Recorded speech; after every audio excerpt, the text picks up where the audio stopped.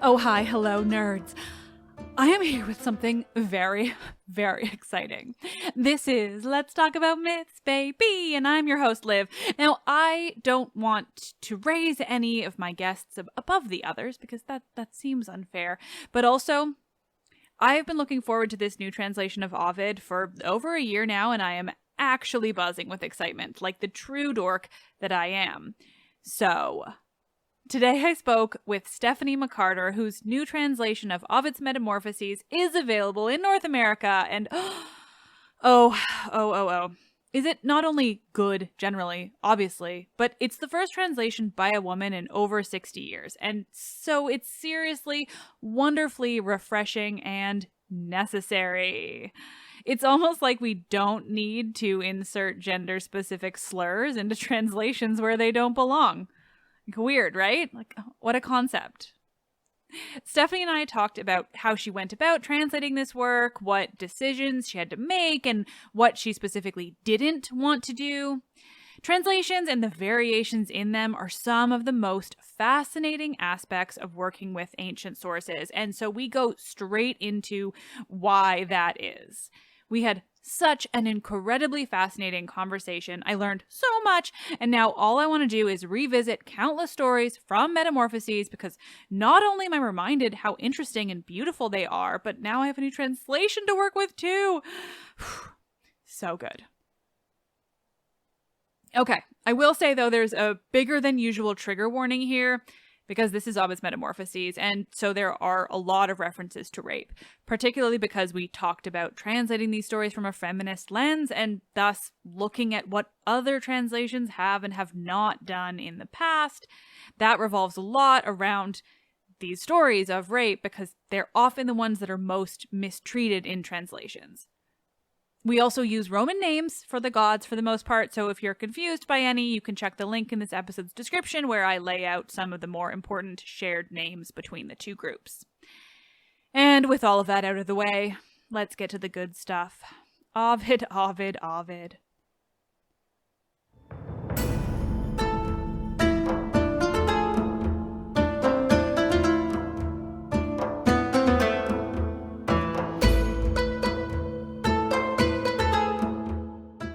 Conversations, bringing new life to everyone's favorite Roman. Translating Ovid with Stephanie McCarter.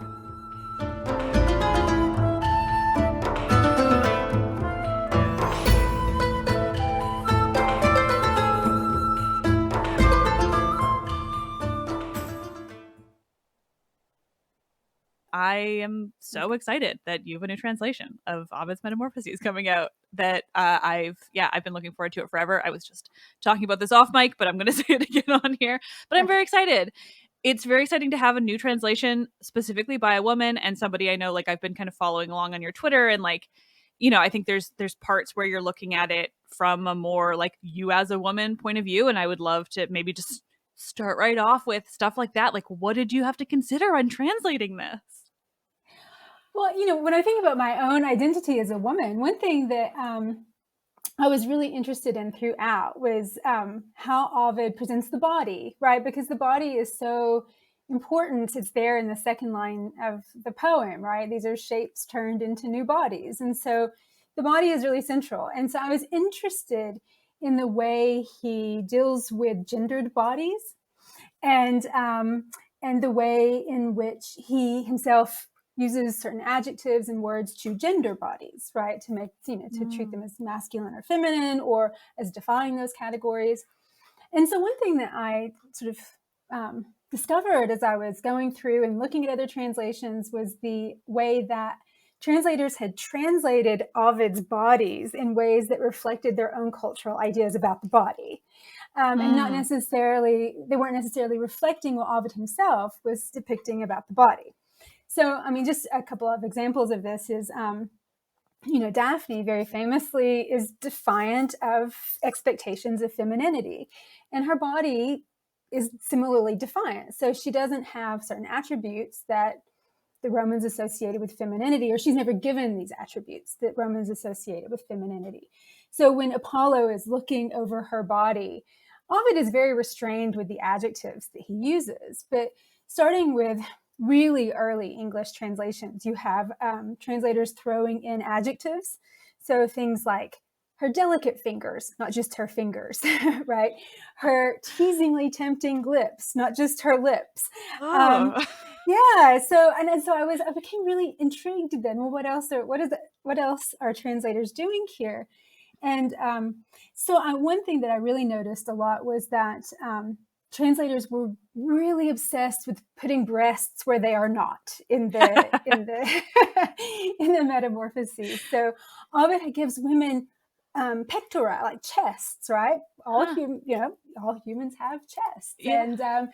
but translators, whenever a woman's chest would appear, were translating it as breasts. And to me, this was a sexualization of the body in a way that Ovid himself wasn't doing. In Ovid, the chest signifies identity and personhood. And in a transformation, that's really interesting because you want to see what's happening to identity and personhood. So, for example, Pygmalion, as he is, sort of sculpting his statue to life with his thumbs, if you look at a lot of the translations, they say, "Oh, he's fondling her breasts," and it's a little strange that in that moment, that's what he's up to. But when you look at the Latin, he's sort of touching her chest, and to me, that was really a nice way of thinking that he's animating her. She's getting this identity in this moment. Yeah. Another example is where Mira's nurse she's trying to get Mira to explain why she's just tried to kill herself. And to do that, she does what a lot of women in epic do. She exposes her breasts and she says, "These are the breasts that nursed you, have pity on me." And Ovid uses the word inania ubera, the words inania ubera. She exposes her empty breasts. So this is a place where he actually does use the word breasts. But translators inania to me suggested this idea of nursing, nurturing, this really close relationship the two of them have had. Whereas other translators make an aesthetic judgment here. So her breasts are sort of sagging, they're useless, old. So it's more about how the breasts look rather than how they have functioned.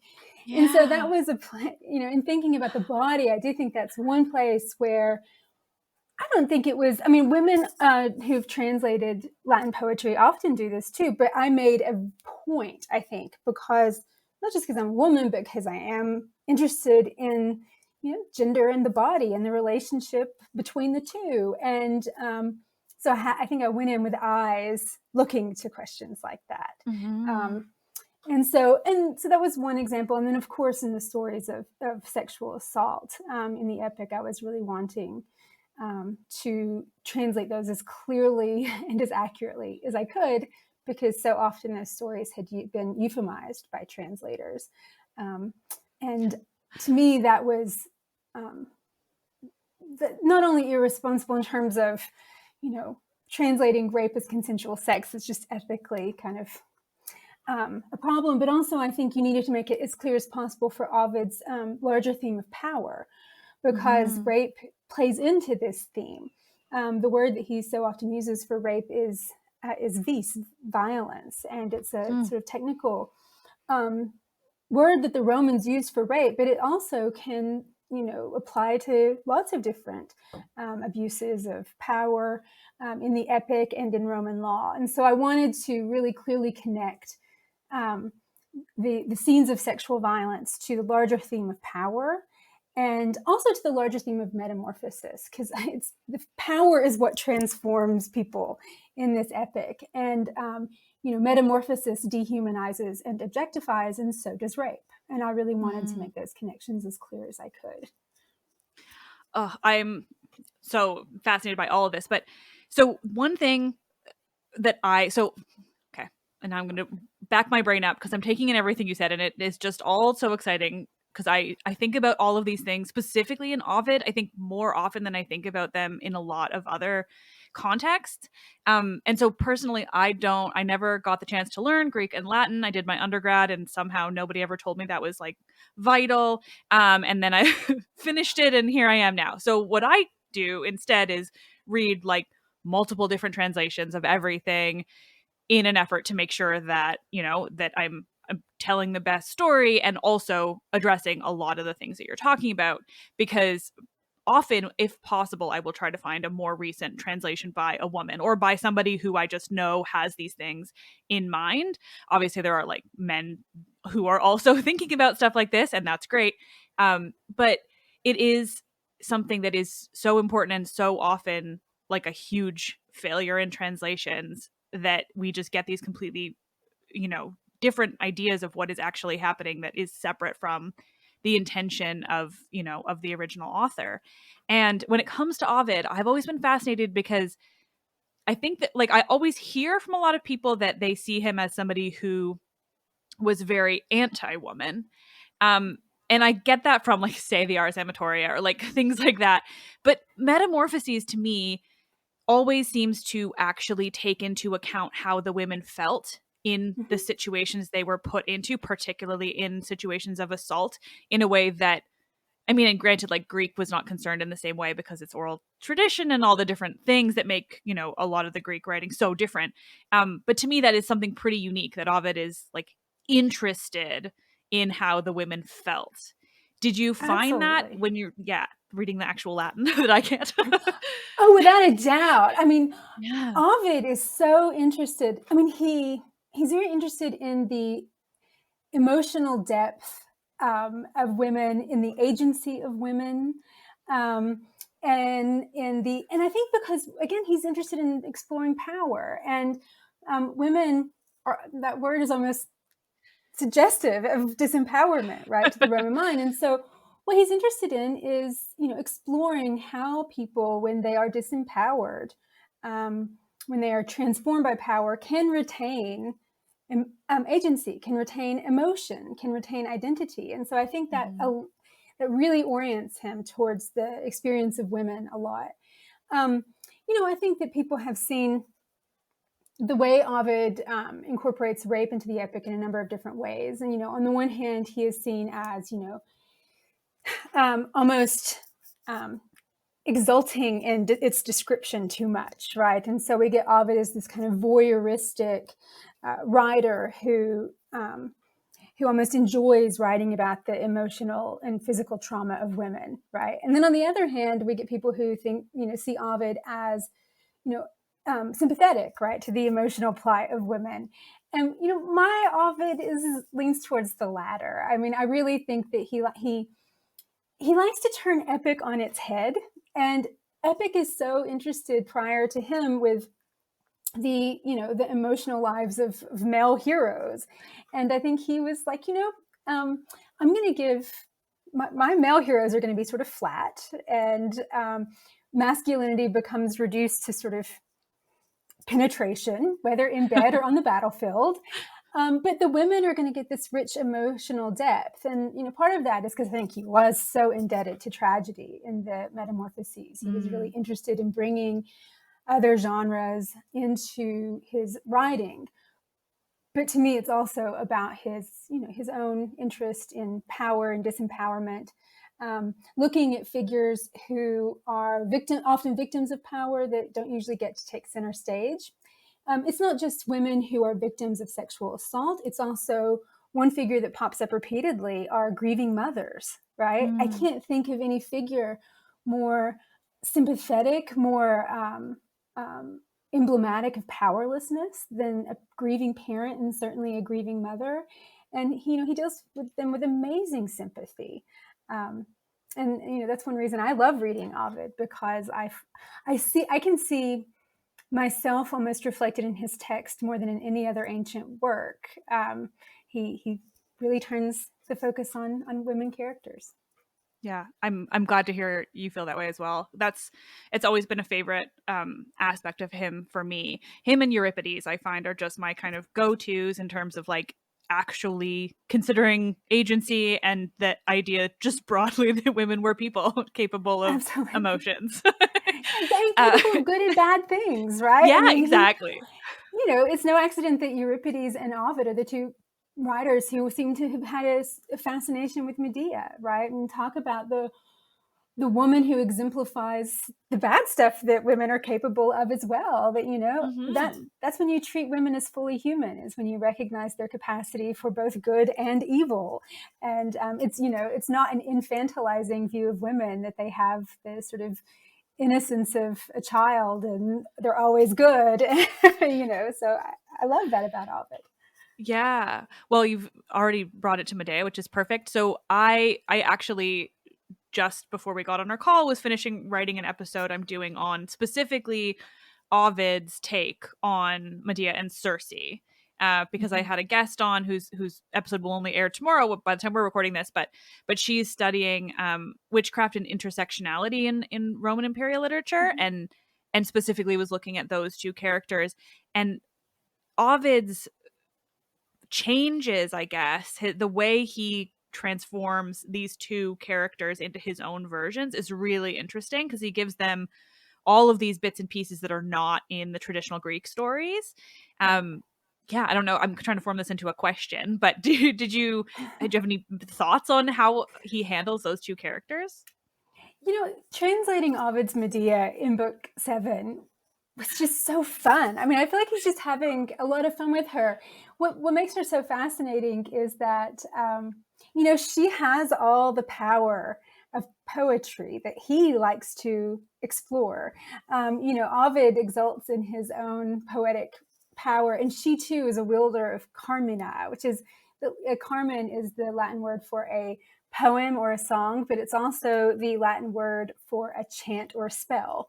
And Mm, so she is very much, I think he's drawn to her because she very much represents the power of the kind of magic that is just a part of poetry, and the kind of influence it can wield over people.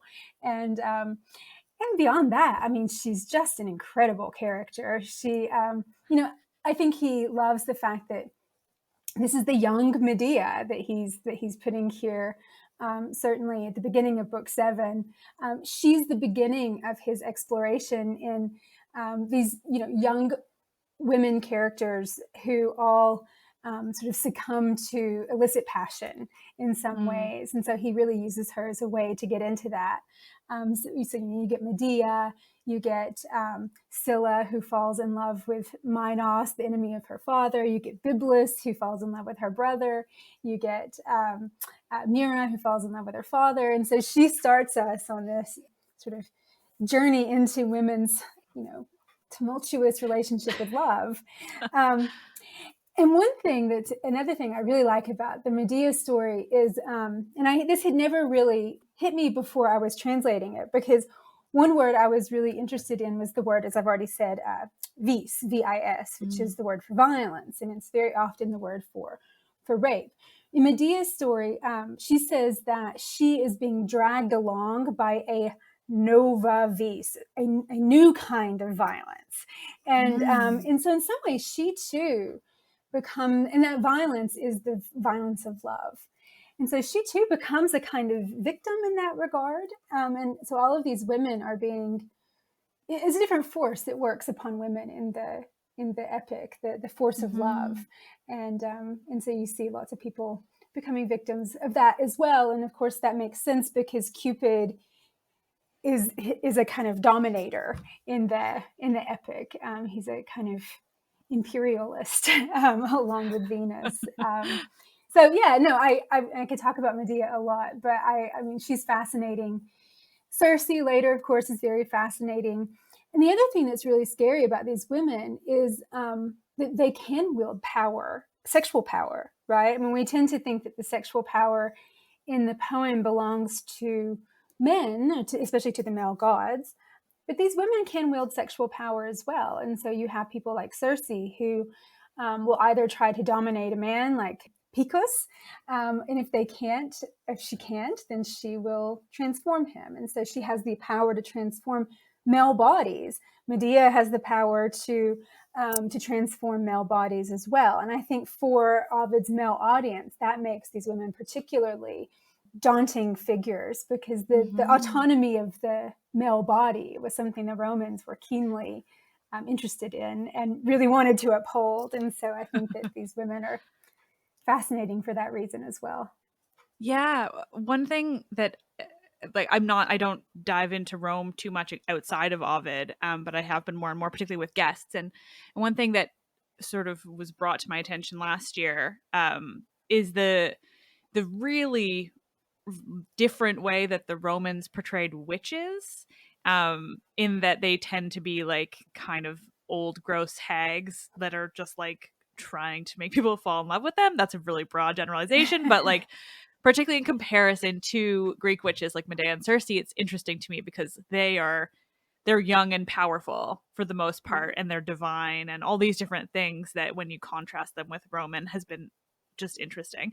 But then, you have Ovid looking at these traditionally Greek witches, but making them Roman, but also keeping to the fact that like he is pretty explicitly telling mostly Greek stories in this work. And like, there's just so many things at play there that it's really interested me.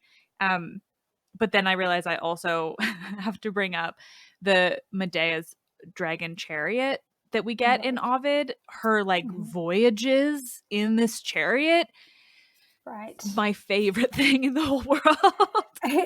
I mean, the cinematic quality of her flying through the sky, and she has a God's eye view, right? She can see everything in her path. She can look over, and I mean, Ovid just has a great time letting her fly around the heavens. Going back to something you said that's so fascinating, I had never thought about the fact that the Greeks had beautiful young witches, and then the Romans had sort of old, I mean, stereotypically kind of hags, right, as witches. Yeah. You certainly see that in Horace. I mean, that was the one I was going to reference, exactly. Yeah. Right. In the Epodes, he has this great, I mean, fabulous, terrifying witch named Canidia, who, kills young Roman boys and dries their liver out into a love potion. But I was thinking of Apuleius too, as you were saying that. And Apuleius, his the Golden Ass, the Metamorphoses, however you want to title it, Lucius is out in the east, and there are lots of beautiful young witches there. So it's interesting. Now I don't know what I'm gonna say. I don't know if I have anything interesting to say about that, but I'm fascinated by it.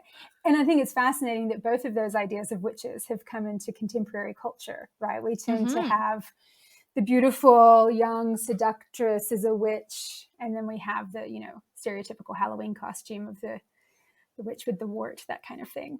Yeah, exactly. That's what I always think about when I'm thinking about these Roman ones. And yeah, it was because I had a guest on Maxwell Paul to talk about Canidia last year. Oh yeah, Canidia. And, yeah, and we talked all about like other witches generally, but it was broadly about Canidia, and I just had no idea that she existed. And then was like, okay, wow, this is like a very, very different style of witch, because here I'm used to Medea and Circe because I like live my life in Greek myth.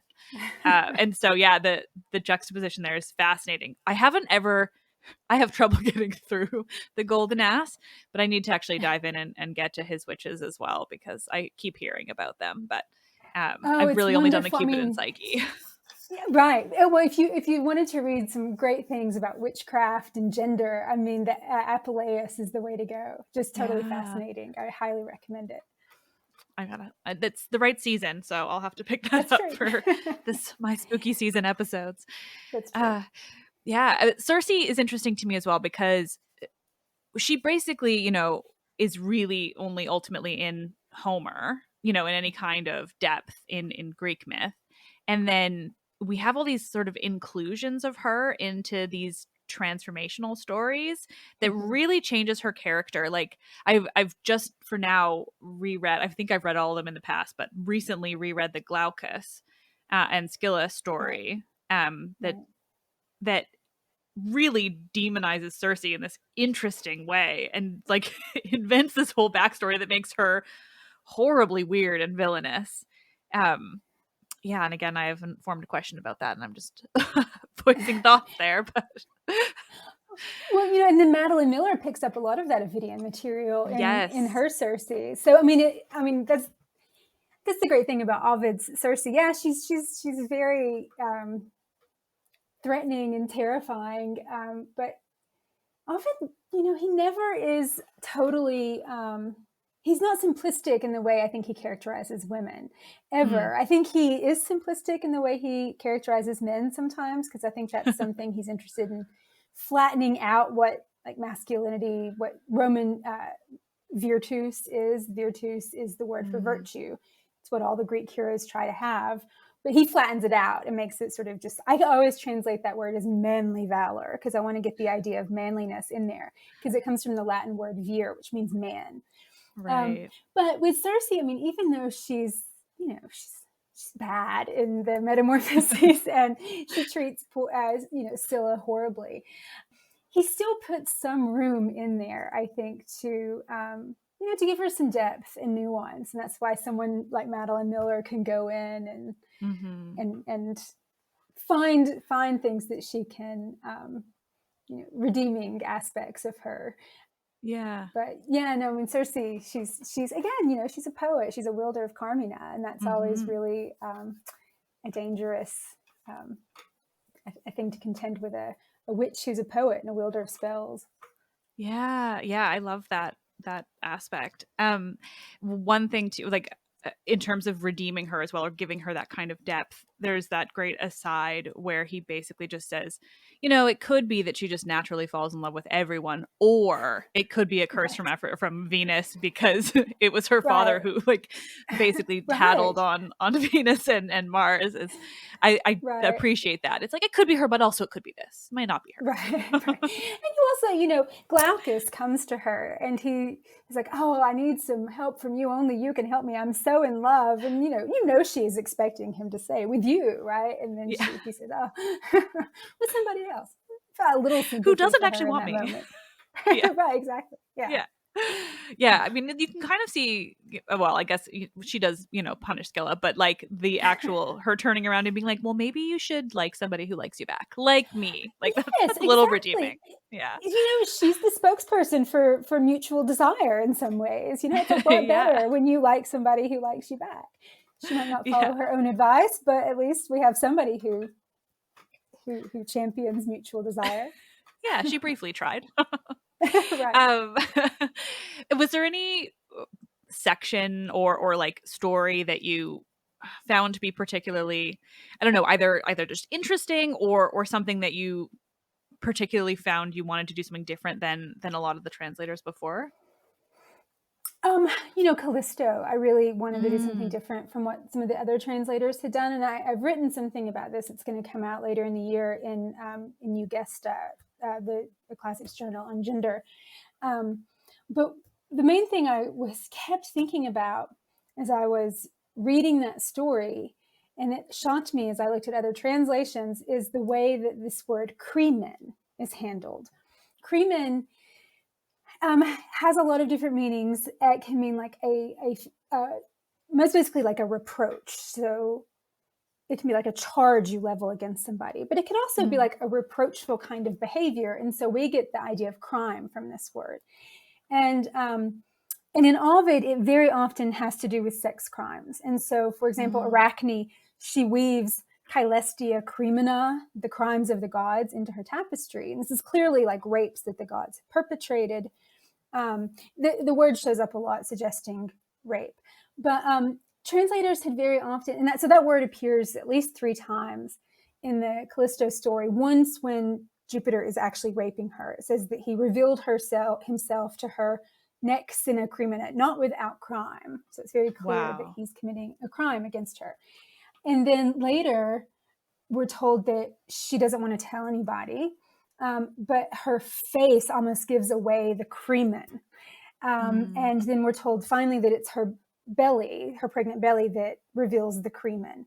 And so every time this word shows up in the story, it's about revealing the crime, exposing the crime.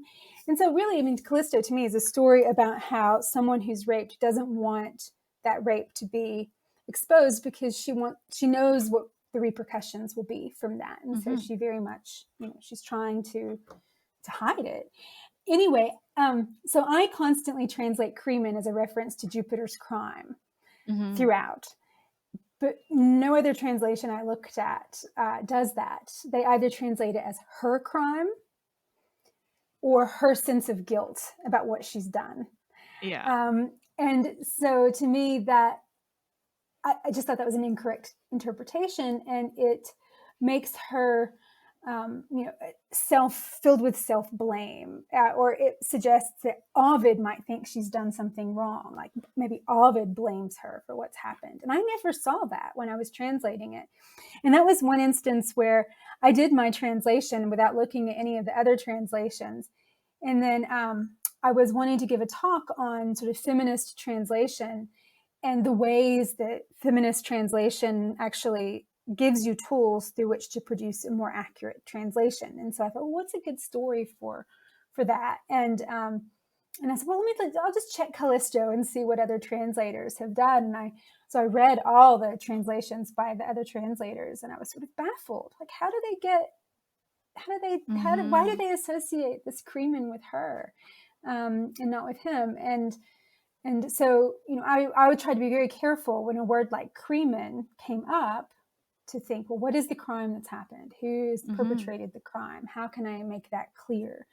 And, other words, other things I was trying to avoid in that particular episode was to treat Juno like a caricature of a jealous woman. I think too often Juno is just deflated into a comical stereotype because we have that stereotype today. I do think the Romans had the idea of the jealous woman as a stereotype, but not to the same degree that we have. And so I think that when we read her character, we project ourselves back onto her. Whereas I think when you really look at her words, she's much more interested in or worried about Callisto being a rival, like somebody who could take her position away, because Juno knows how her husband behaves. And he's already seen what he's done with Io after he raped her. He turned her into a goddess. He turned her into the goddess Isis. And so if I'm Juno and I know what an asshole my husband is and what a propensity he has to violate women, and then to try to give them some recompense through promoting them to heaven, I'm worried about my position. And, her position is very perilous because it depends on the fact that her husband is the patriarch, right? She lives in a patriarchy. She's a powerful woman, but her position depends on him. And so for me, what's more interesting about Juno, I'm not very interested in her jealousy. I'm really interested in her power and how she's trying to negotiate the precarious position of power that she's in, which causes her to punch down a lot, right? She's punching down to protect her power. But I also, I didn't want to just reduce her to a villainess. I wanted to see her, again, as someone who is emotionally complex, and she is unsympathetic in some ways, but very sympathetic in other ways. So that particular story got me thinking a lot about how translators have considered these characters, through the lens of modern stereotypes, and I wanted to avoid that. Another example of how translators translate things in that episode is when Juno refers to Callisto as her pilex, which means like rival. Translators will often say like bitch, slut, strumpet, whore, things like that. And I would rather get the idea of power, rivalry in there. Yeah. So we often we think it's kind of fun to fall back on, those kind of insults in our translations, but they're not really always there. No, and I think, but there's also a difference between like, a fun, like a fun word used in anger or something, and ones that are so distinctly gendered. Yes, and exactly. and in the ancient world, like, and I mean, so many things you said there made me think, because Callisto is a story that I've also had trouble telling because I've always read different translations, and they're never kind to her. Right. Whereas reading it, particularly, I guess, as a woman, like, it's so clear what happens.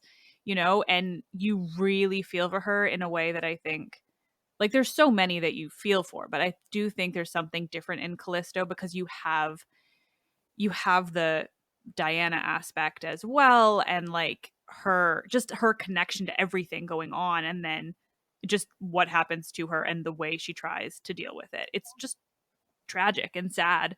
And then yeah, navigating, I'm going to call her Hera because that's how I always have to navigate Right. her, is so difficult in the Greek myths too, right? Like, because they also seemingly had this Yeah. stereotype, or often, it's also the translations being worked with. But I know Hera also, she's kind of always Right. got that going on regardless. Right. But she is so hard to navigate because you can see the humanity in her, and you can see her beyond the stereotype and what makes her tick. But it is really hard to separate those aspects from the parts of her that are constantly being included in all the different Right. stories. Like, so far beyond Ovid is Hera just this woman who's depicted as jealous just constantly. And it's like, I Right. mean, it would be awful to have that man as your husband and try to navigate that. But it's like, Right. it trying to pull her from like the sort of, idea of her from those stereotypes is so tricky generally. It is. It really is tricky. I mean, you know, I just chose, I think, as I was dealing with these stories, to see her through the lens of power as opposed to the Mhm. lens of jealousy, because Yeah. power motivates everybody. And and I don't understand her jealousy. I understand what power has done to her, because I think it transforms people. And it transforms, one thing I've said a lot is it transforms people who have it as much as people who are the victims of it. And I see her as Mhm. a character who is transformed by power and her desire to have and keep it. And and that puts her in a position where she's very easy to read as just a stereotypical jealous, nagging Yeah. wife, right? But I think, yeah, I just in my own mind needed to frame her differently than Yeah. that. No, I like that view of her. And this is less Ovid specific and more just Hera broadly, but I also think there's the aspect of, you know, when your husband is the king of the gods, you don't actually have the option to punish him very much. And so if you are just struggling with your feelings of retaining your power, keeping your place, just keeping your life, as it is, like, the person that you physically can do something against is always going to be the woman. It's never going to be Zeus or Jupiter. It's, Right. so it's like you can kind of see how she gets there, even if it ends up in a unfortunate, stereotype Right. of a jealous woman. But you can Absolutely. see how it happens. Yeah. Yeah. And if you're worried about somebody taking your place as a goddess, well, and as the wife of Jupiter, then Yeah. yeah, you're going to try to demote them as much down the hierarchy of the universe as you can. So, Yeah. Jupiter turned Io into, well, a cow, obviously, but then into a goddess ultimately. And so, here's Juno saying, well, how can I prevent that? Well, I'll turn Callisto into a bear, right? I'll make her into an animal as far down the hierarchy as she can go. And so to me, Hmm. it's not just about punishing the woman, although I think that obviously is probably there, but it's about preventing her from ascending to where Juno Hmm. is, right? Yeah. Does Juno have a hand? And I don't know if this actually is even in Metamorphoses, so every myth kind of blurs together in my mind. But when Callisto's son then causes her death, does Juno have a hand in that as well, or is that I don't think so. unrelated? That's Jupiter. Is he doesn't want that? I think the word Ovid uses there is nephos. It's for a son to kill his own mother is goes against the laws of religion. Right. Right. And so Jupiter prevents that and turns her into a star. But what Juno then does is she goes to Ocean and Tethys, who are the gods of the sea, and asks them to prohibit Callisto ever from going into their waters. And so this Oh. explains why the bear, the constellation she becomes, never dips below the horizon.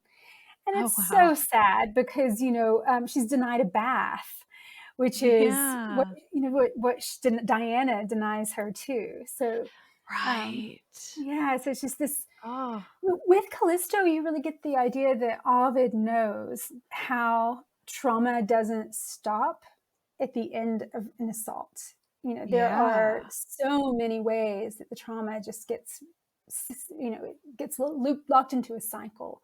And so forever, Callisto is going to be going through the heavens, denied a bath. And it's just so sad. Yeah.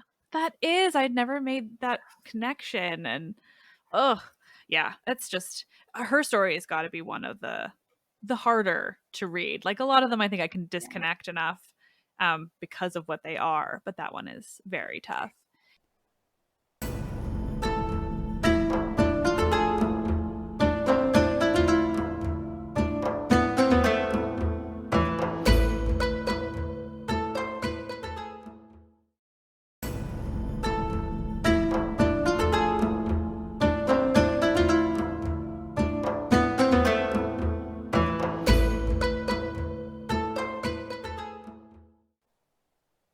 One you brought up earlier, though, too, that I desperately want to talk about is Arachne, because that's one of Yeah. Ovid's most incredible stories in the whole thing. Yeah. How was that? Oh, I love Arachne. I love teaching that story. I love reading that story. Again, here is another way that gods are protective of power, right? Humans Mm, in this particular epic are almost by nature defiant, right? We have something of the divine in us. And so we're always going to strive towards, we're always going to have divine aspirations in some way. And clearly, Arachne has those. And so Minerva has to put her in her place. But my favorite thing about this is about, I just like Arachne's style, like her artistic style. She's, mm. Minerva comes in and she creates this beautifully ordered tapestry. You can draw it very easily. I have my students draw Minerva's tapestry, and they always can. I say, choose which tapestry you would like to draw. And I've had some attempt Arachne's, and they just can't do it. So I love the sort of chaos of Arachne's tapestry. It's accusing, it's defiant, not just in how it depicts the crimes of the gods. It's defiant in its art as well. It's not to Minerva's classical tastes, and I just think that's Mm-hmm. great.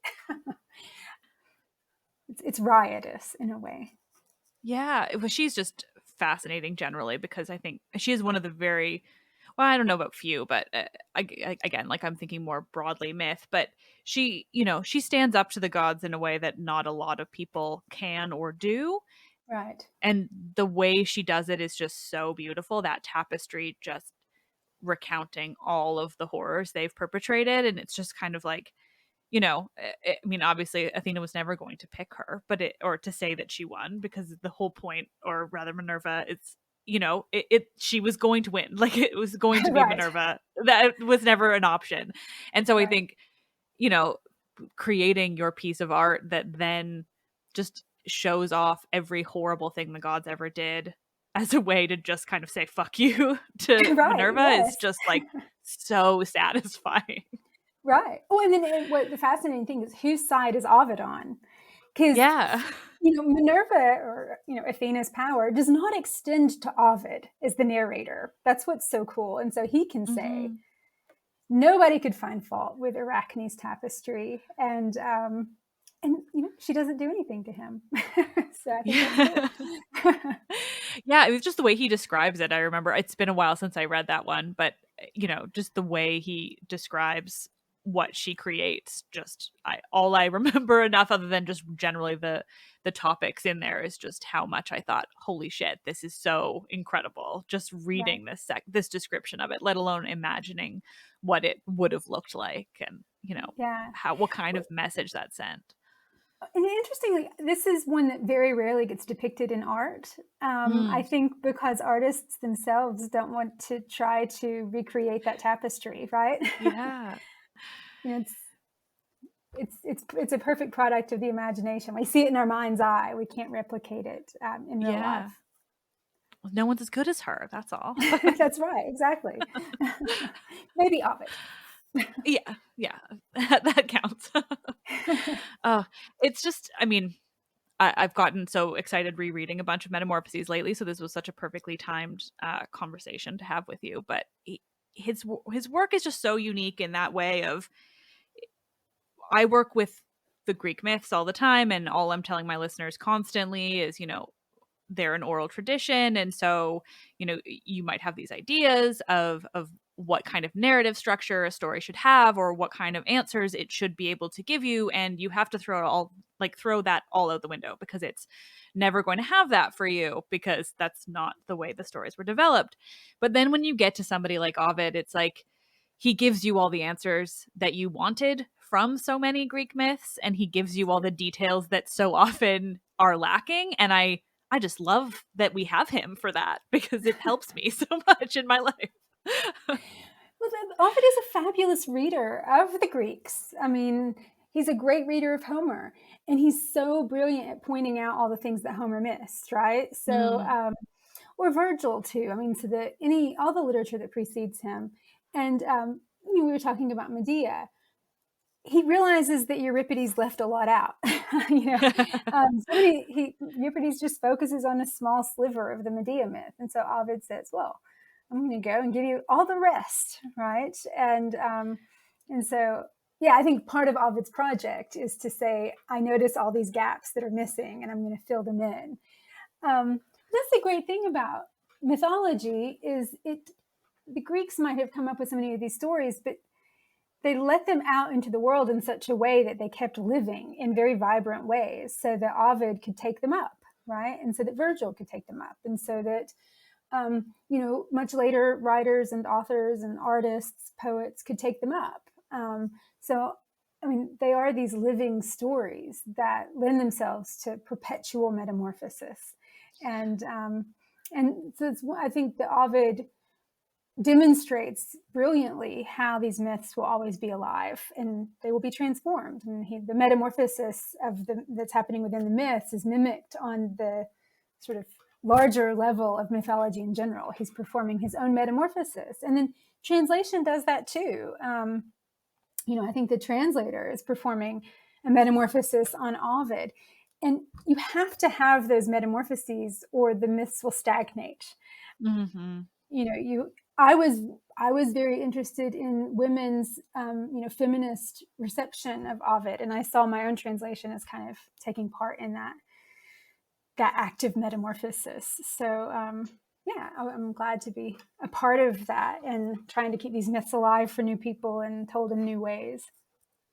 It makes such a difference having not only new translations, but feminist translations, because, I mean, something you said earlier, but just the idea of them opening up new ways of seeing the myths, but also often, I think, I don't know if you use the word accurate or whatever it is, but this a bit more true to the actual original sourcing, because you're actively trying not to include your your pre-existing notions, or if you are, it's more based in feminism, which is explicitly trying to push back against these pre-existing things. And as somebody who has read countless translations of Ovid and so many other things, the differences are so wild sometimes of the way people will translate something, and you're like, this is horrifying. You just made the woman into a complete caricature of a thing. And then you read a different translation and she's amazing. I mean, it's fascinating the way that can go. And then I also think a lot of people who are coming to these stories without a background, or even just me, when I started this podcast, my degree was 6 years old, and I had never intended to use my classics degree. I did an English degree to work in publishing, and then just loved classics and did it on the side.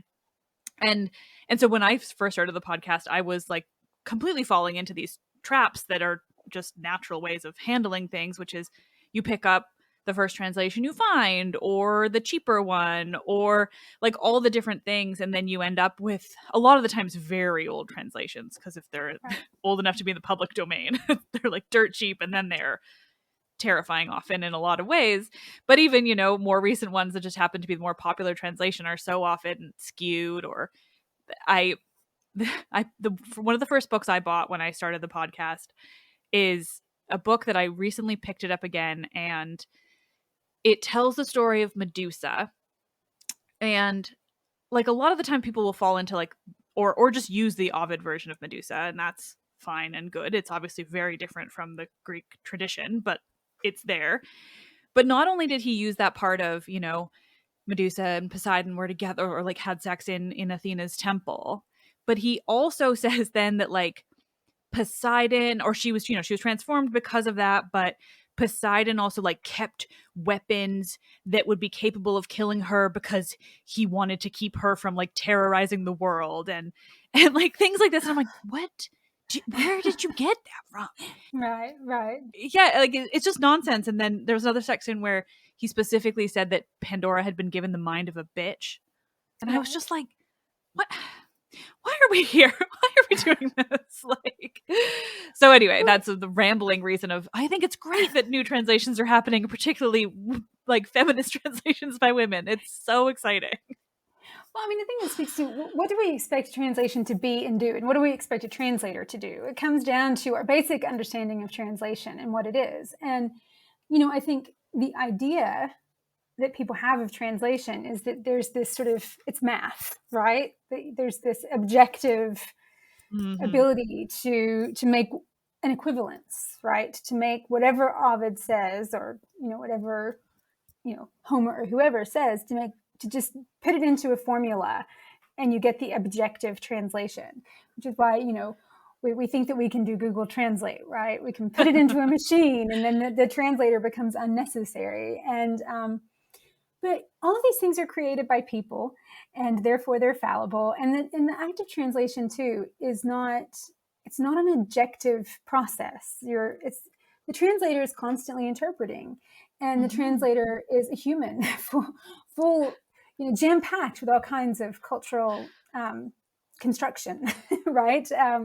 And so I think what I've tried to own up to is that I am not an objective entity, and try as I might, I won't ever be able to give an objective reading, an objective translation. Who I am, my cultural understanding of the world will be imprinted all over this thing, whether I mean it to be or not, which is why I laid out very clear ground rules for myself going in. I'm going to own up to my biases as a human being and say these exist, and they will probably be reflected in the translation that I do. But at least to try to counter that a bit, I'm going to use some feminist tools I have, which are to understand how rape works in the text, to think about the body in careful ways, try not to think in terms of gender stereotypes, and not to put in misogynistic stuff that's not in the original. And those rules, I think, served me well as I was going through. I do think they helped me produce a more accurate translation. They certainly helped me see in other translations where these things were not being done. And, to some degree, every translation, and I know people are going to find things in my translation and they're going to be like, oh, she shouldn't have done that. And I want to know what those things are. I'm sure that they are there. But to me, this is what translation does. It's a much more of the translator's imprints are always going to be there. There's not going to ever be the translator can't be invisible. And I just sort of trying to own up to that in some way.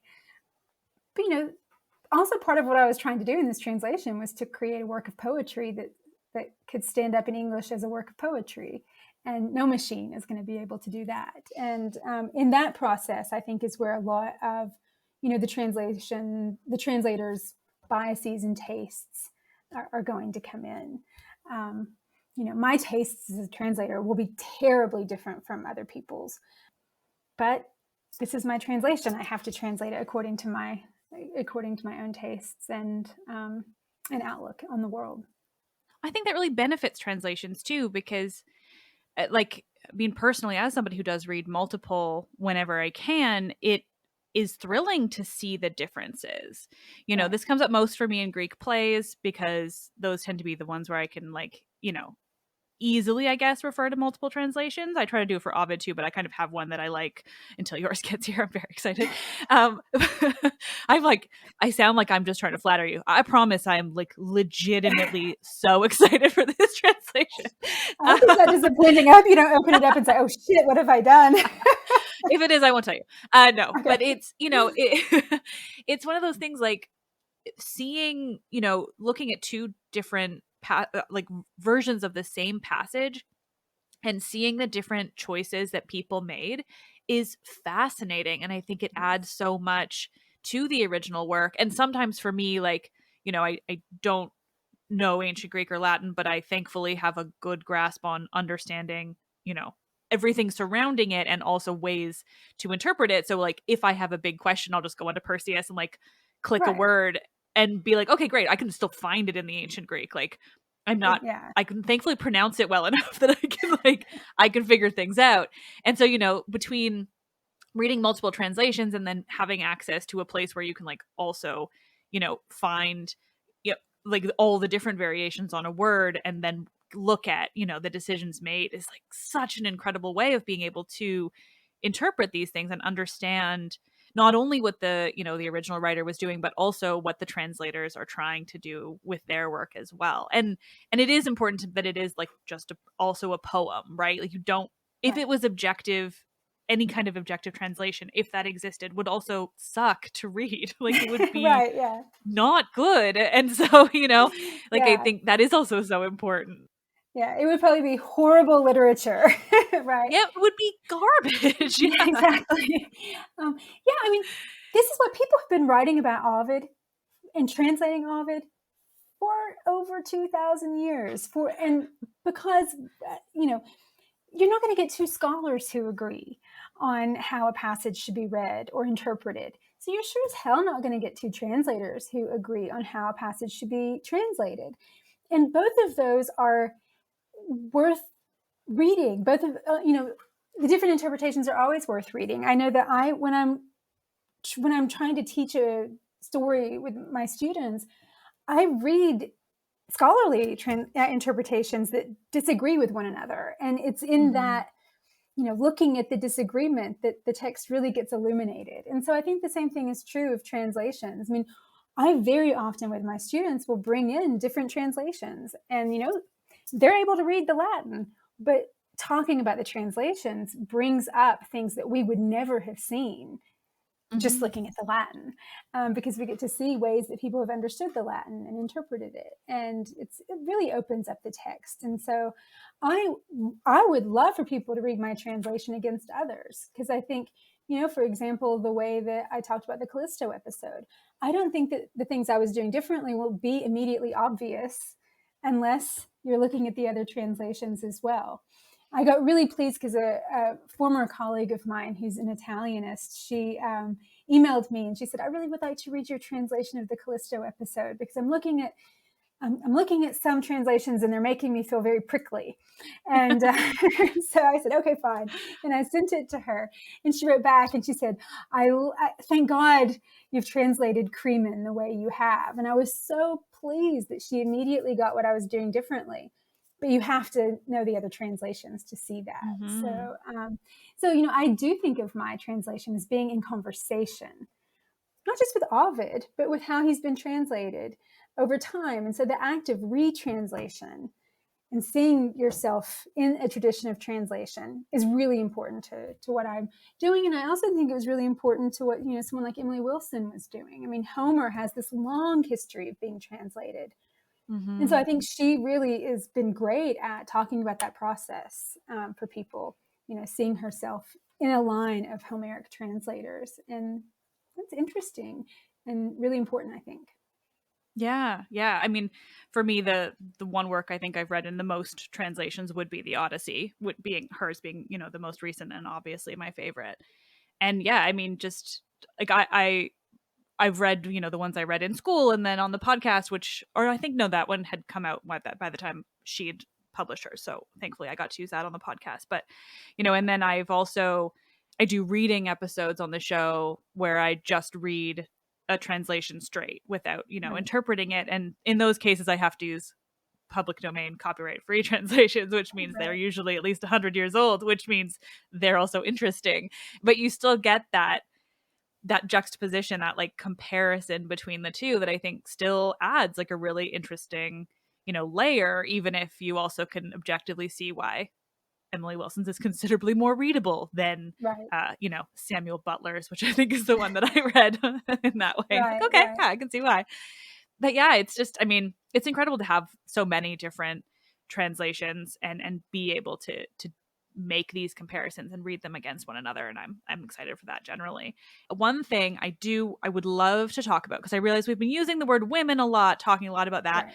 and I would love to hear your thoughts on the gender transformations that Ovid does that, to our eyes could be read as, sort of in the modern world would be trans or non-binary or things like that, because I know there's definitely a few in there that he covers.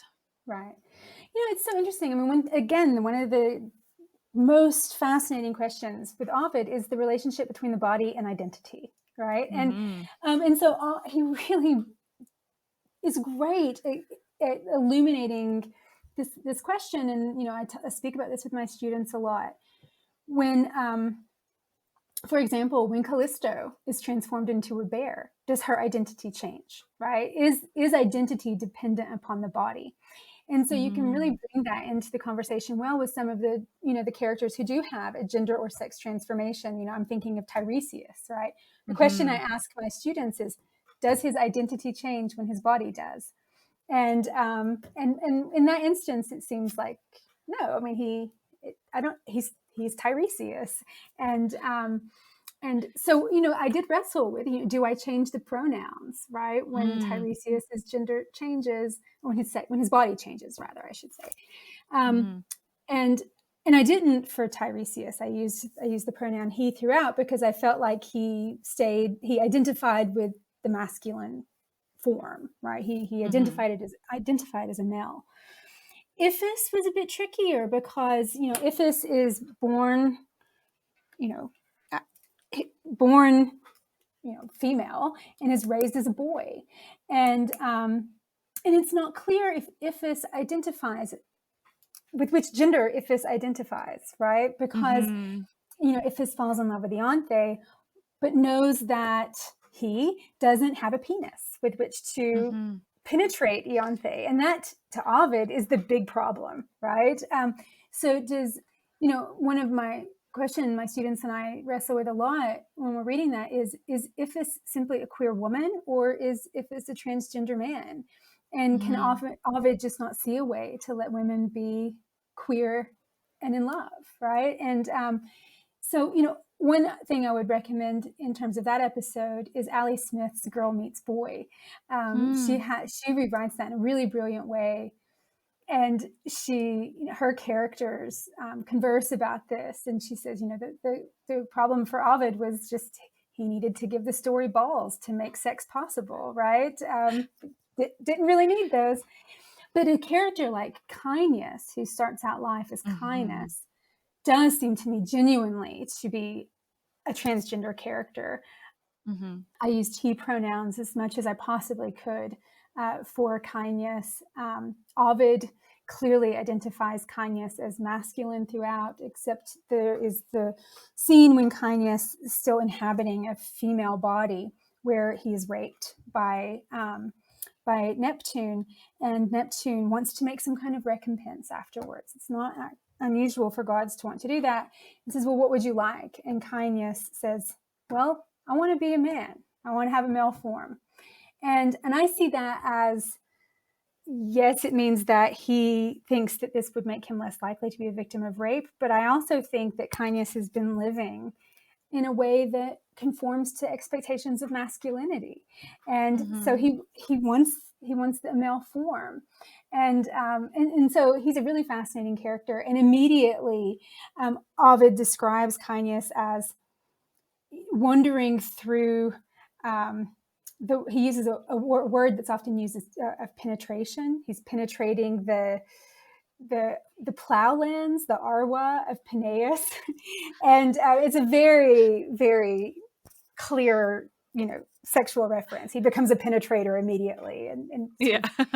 Charles Martin translated this as like he delights in his new felicity or something like that. I tried to get, I think I said like bushlands. I tried to get some kind of, thing that would evoke female genitalia. But at any rate, yeah, I mean, so kindness is a way that Ovid can explore transgender identity very interestingly. And then you have this, kindness becomes a sort of impenetrable warrior in the Centauromachy. And you have this centaur who comes out and obviously doesn't like kindness. And the way that he chooses to insult kindness is by essentially calling him by his dead name.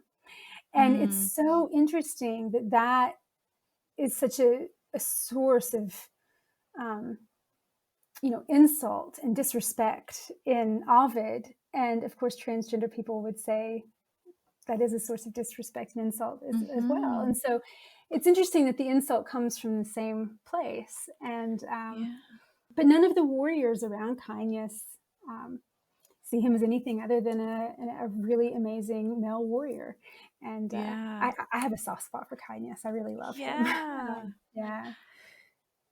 I'd always read that story similarly, just in terms of it not being because I think a lot of people will come to me with like, oh, but is it just, an attempt not to be raped? And I just think, like, it's not that that's not a way you can read it, but it is so much nicer and more like validating, I think, to read it as that's what he wanted all along.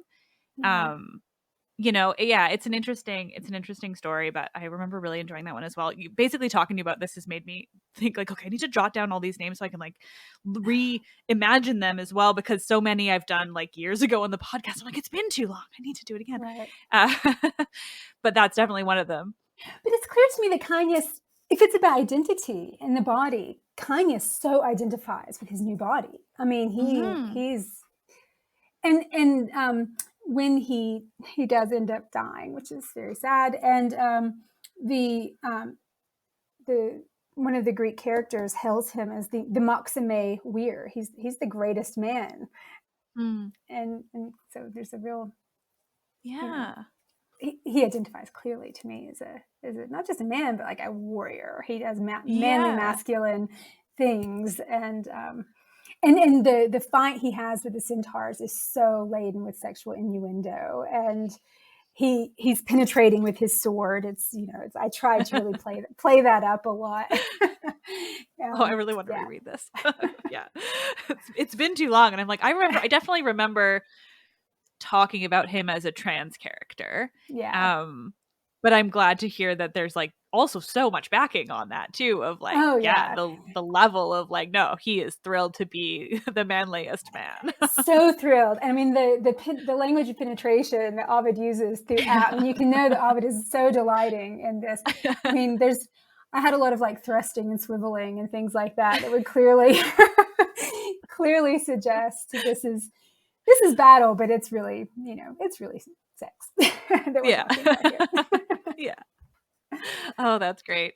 Oh, there's so much in the Metamorphoses. I was like, I mean, every time I open it up again, I'm like, oh my God, he manages to fit so much incredible content and so many stories into this. Even just reading the Medea, I was reminded how much like even just her dragon chariot rides are also Ovid's way of like peppering in these other transformations that it's like he didn't have enough time to devote whole stories to them. So he's like, okay, here you go. Like these ones are also just, she sees them down below. So they're also happening, but I'm not going to tell you much about them. It's just so, it's just so lovely. And any one of them could have been a major story, right? Yeah, exactly. And I was like Googling each individual one to see what the story was behind it. And so often it was just like, it's just this reference in Ovid. I was like, okay, cool. So he's just like kind of really into just bringing up these, like either he had a source that we don't know, which is certainly possible, or he's just like, nah, I just love transformations. Right. Like, just so many of them. Ovid had he could just have gone on forever telling stories, and he's just this masterful storyteller. There's this great line. I think it's Hercules. He says, Juno got tired of ordering. I never got tired of doing. And I think that's similar of Ovid. I mean, he never got tired of writing. He just didn't have enough life to keep going forever. But he's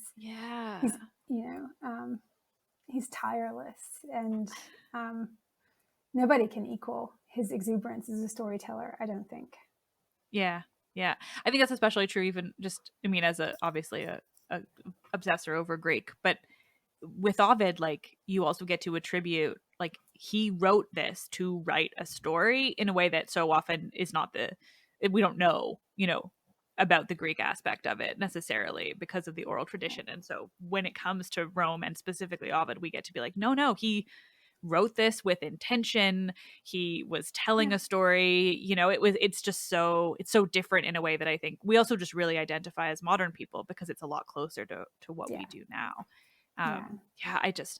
He's like my one love in Rome, where I'm just kind of like, I know I should pay more attention to Rome generally, and like I know there's a lot of good stuff in Latin writing, but like I don't really care that much except for Ovid, who I love. Well, I mean, but Ovid is so intrigued by myth, right? I mean, that's the thing. Well, exactly. Yeah.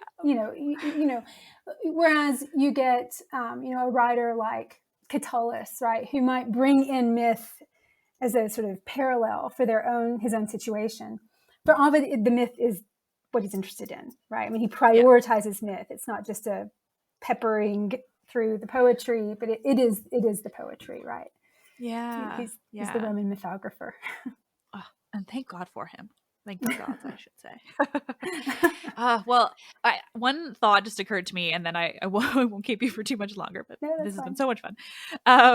But the one thing that I think, and I'm trying to think of where this has come up, I feel like it's probably just, angry dudes on the internet. Gosh. But I know, and actually that just reminds me, I haven't even really talked about, or we haven't even talked about Medusa in Ovid, which is, of course, like, one of the things that I personally encounter a lot of, because people are always like, either Ovid is the good version or he's the bad version. There's nowhere in between.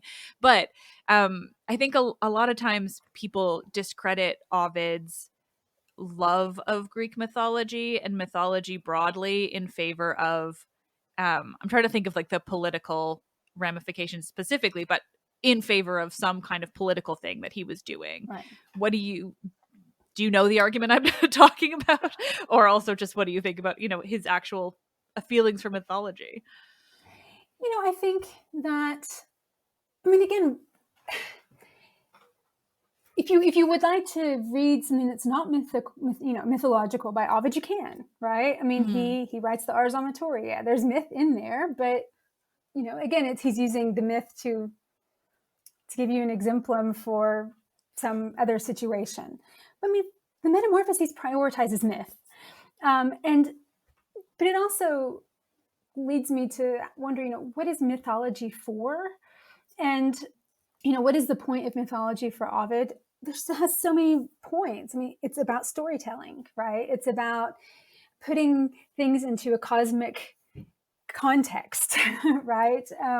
Mythology lets him explore the entire cosmos from the beginning to the end. And it also lets him think about politics, right? It lets him think about power. So to me, mythology serves so many purposes for Ovid. But to say that myth isn't central to what the Metamorphoses is just flat out wrong, because it is the end all and be all with which he weaves everything in the world together. So without these myths, oh my, to me it is of the utmost importance in the Metamorphoses, and how he brings everything to bear. I mean, mythology is all encompassing. I want to, in a way that nothing else would be. And so, to me, what binds us to Ovid so strongly is the Metamorphoses. And I think it's because it is mythical, and we still think in these terms. We still think in myth. We still put ourselves in these themes. So myth binds us, I think, to Ovid. I don't know if that answers your question, or if that was what you were going for, but it wasn't a great question anyway. Don't worry. No, it's a but great, I'm glad you said that. It's a great question. It was a great. Well, it wasn't a fully formed question. No, I mean, because I think that we don't think of Ovid as a source for myth in the same way that we think of like Homer, right? Or Euripides, or, tragedy or something like that. But he's such a fascinating source of myth. Yeah. And I think, well, he provides so many interesting variations too. Yes. Yeah. Where we can also kind of speculate on did he invent it? Was he working off of a source we don't have? Right. And I love that question of, Right. because either one is often possible in the story, and that just presents so many wonderful thought experiments on, what is he doing? Is he just completely making it up for, and then if he is, for what reason? And so yeah, it's a wonderful source for mythology in its own way. Yeah, I mean, he certainly he really calls anybody into doubt who would argue that there is an authoritative version of a myth. Yeah. I got a little bit sort of privately sort of amused when you were mentioning Medusa and people arguing about her on the on Twitter. I don't post a lot on Twitter, but I have witnessed sort of privately the comments that can often ensue when Medusa comes up. And if Ovid wants to, he's not a bad version of the Medusa myth, because there is no authoritative version of the Medusa myth. This is Ovid's version. There's no truth. She's a mythical character, and mythology is there almost to be repurposed for your own purposes. And this is what we continue to do with mythology. You can tell the myth any damn way you want because it's your version of the myth. I think of Virgil, the very famous Orpheus myth and Eurydice. Prior to Virgil, it seems as though Orpheus succeeded in bringing Eurydice back. And Virgil was the one who did the wonderful gaze where Orpheus looks back at Eurydice. That's become canonical. But that was a huge transformation that Virgil seems to have made there. I forgot Virgil came before Ovid's. Yes, Ovid and so then, too, right? yes, and then Ovid takes that up, right? So Ovid has to inherit that myth from Virgil, the way Virgil told it. So I don't know. I mean, to me, myths are endlessly transformable, and there's no standard version. There's no canonical version, and so I just get amused if people say, "Oh, was Medusa raped or not?" Well, she is an Ovid. So, yeah. And I actually I love Ovid's for that. I mean, for so many reasons, but so personally, I feel very strongly about the Medusa myth, and feel very strongly, like you do as well, that there's no canonical anything. But I also have enjoyed at times getting men on the internet angry because they show their cards really quickly. I once, this was ages ago, but she used to go viral fairly often, and it would just kind of be like, okay, like what can we do with Medusa on Twitter? And so, I think I once said that she was a survivor of assault, which I think is pretty objectively true in most of the sourcing. Right. It's explicit in Ovid, but in Hesiod, he uses a lot of words to walk around the idea that she was with Poseidon. But it's interesting because one, Hesiod doesn't really talk about any kind of explicit assault, but we know that they're in there because it's the gods, and everyone else later talks about it. Poseidon typically assaults people. It's rarely consensual with him. So there's all these different things where it's you can still see where Ovid got it. I don't think Ovid invented the assault. I think maybe he invented the Temple of Athena, and cool, that's a great setting. He's really added a lot, I think, to the story. But it is so interesting the way people react. So just from tweeting that, I had so many men yelling at me about how Ovid's Roman, and I think this is probably where some of the argument came into, where people were saying that he's not even a valid source of mythology because all he was writing was because of his political intentions, whatever, for against Augustus, I can never keep track, whatever it was this idea that the entire Metamorphoses is actually a political statement and thus not really mythology. And I'm you're losing it. And then other people were no, Ovid's completely accurate and everyone else is inaccurate. I'm just okay, we all need to sit back and figure out our understanding of how mythology works. And also, the idea of Ovid, of Metamorphoses not being mythology and being exclusively some kind of political statement is laughable. Wow. I mean, to me, the idea of of the accurate myth or not is just a wild question to Yeah. ask of this. What's so much more interesting to me is how Ovid is manipulating the myth, right? Mm-hmm. I don't want him to give me some kind of standard version, if such a thing were even possible with mythology. The great thing about Ovid is how endlessly transformable he makes myth. Mm-hmm. And, you know, the story of Medusa in the temple is in some ways a way of thinking about a motif of women being raped in temples. I mean, you see this with Cassandra too, right? And so I think that, you know, he's weaving together these myths in a way. He never tells the story of Cassandra. He only kind of alludes to it in sections. And so, but you can kind of see it lurking behind other stories. And so I think one of those places you can see it lurking, one of the stories you can see it lurking behind is the Medusa story. That's really interesting. Yeah. I hadn't thought about anything like that. That's wonderful. Yeah, I think it does it adds so much. And I think it's also like a kind of an additional commentary on the gods and, you know, Minerva's behavior in response to it and all these different things. And yeah, I could talk about all the variations on Medusa forever, but I won't. But I do love Ovid's. Like, I think it's powerful too. Like, it brings something new. And he's also the first person to give her like a full story and not like a 2 to 3 line aside somewhere for a character who is like objectively quite powerful and important. And that's lovely. Like, very grateful to him for that alone, you know? Right. Yeah. And in such in a classically Ovidian way, he build in a lot of ambivalence, a lot of lack of clarity within the story. I mean, his line is after Poseidon or after Neptune, the word he uses there, I believe, is vitiare. He for rape.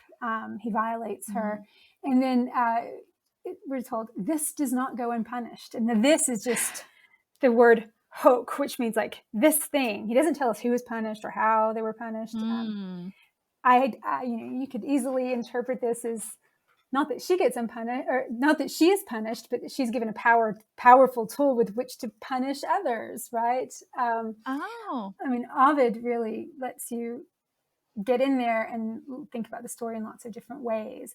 And I think the idea of an official version would make him gasp in horror.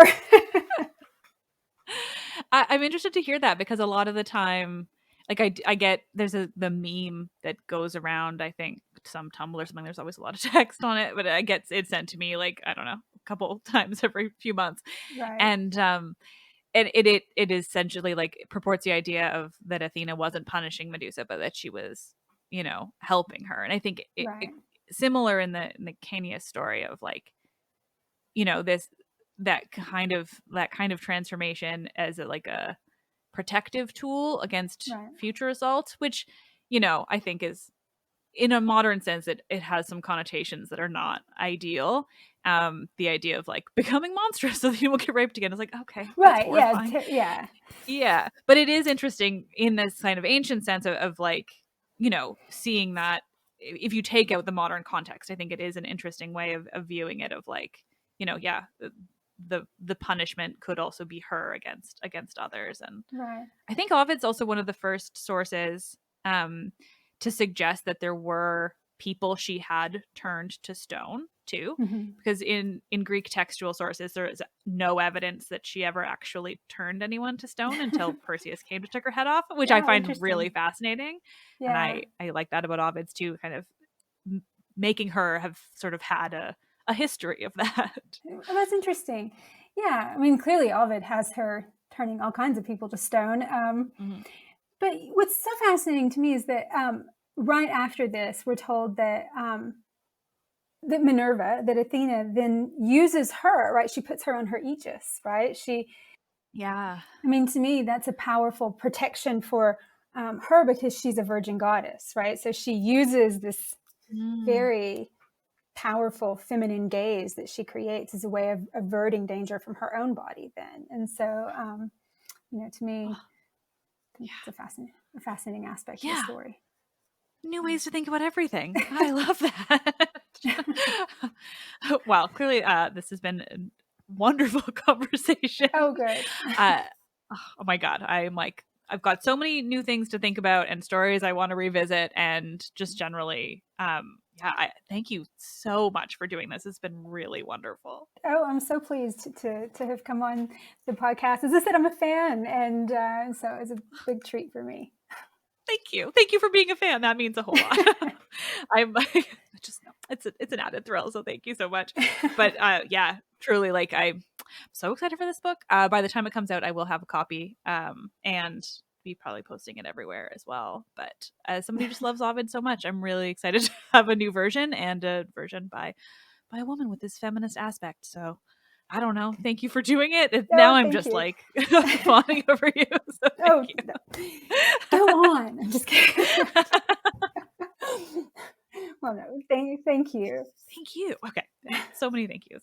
I will share with my listeners kind of where, they can buy it. It is published by Penguin Random House, which is also very cool. I meant to say earlier, because that means it's going to be available like really everywhere, and probably not like an absurd academic price too, which is great for everyone looking for a new translation. Yes. Other than, where to find the book, which I will share with the listeners in the description and everything. Is there anything that you want to plug for people to follow you? Anything?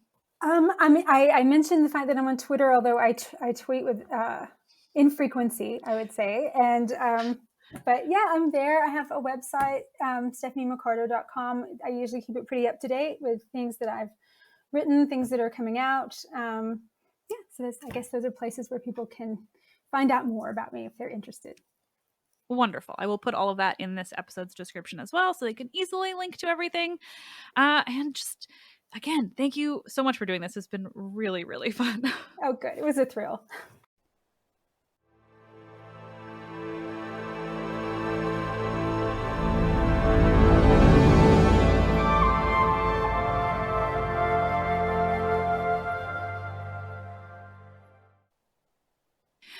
Nerds, thank you for listening. Fuck, this one was so fascinating. I could talk about Ovid and the intricacies of translation forever. I would be perfectly happy with that for the rest of my life. It's just so interesting. Anyway, you heard it. You agree. I'll stop.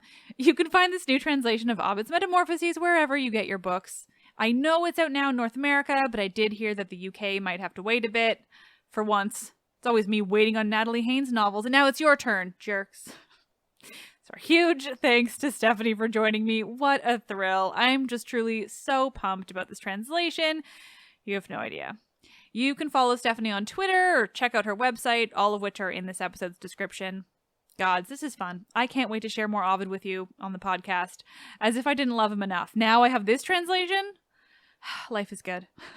Let's Talk About Myths, Baby is written and produced by me, Liv Albert. Michaela Smith is the Hermes to my Olympians and handles so many podcast-related things, from running the YouTube to creating promotional images and videos to editing and research. She does so much.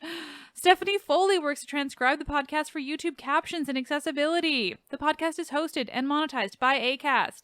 Help me continue bringing you the world of Greek myth and the ancient Mediterranean by becoming a patron, where you'll get bonus episodes and more. Visit patreon.com/mythsbaby or click on the link in this episode's description.